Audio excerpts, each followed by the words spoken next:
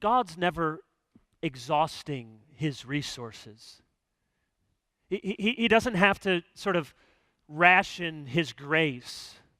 He doesn't have to think, well, if I give grace to you, I'm not going to have any grace left over for these people.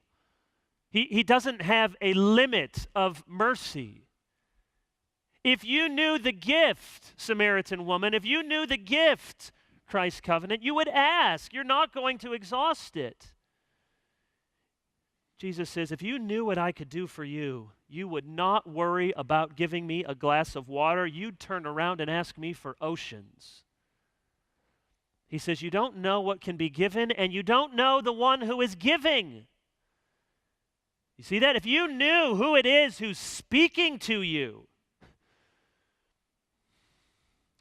Now, it's amazing Jesus would say something like that. He truly is either an egomaniac or he is the Christ she's been looking for. Who speaks that way? If you knew who you were speaking to, if anyone else talked that way, you'd say, man, get off of it. You are so full of yourself. If you knew who you're speaking to, you'd ask for, $1 billion. But it's Jesus. Do you know that the singular command that Jesus gives in the Gospels relative to prayer, do you know what that is? Ask. That's the command he gives more than any other. Ask.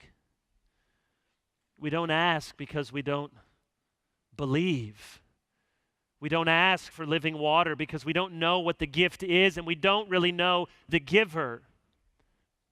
If you and I are never praying, if we're never coming to God, if we're never asking God for anything, it's a measure of our unbelief. We don't know what God can give us and we don't really know who he is. If you only knew.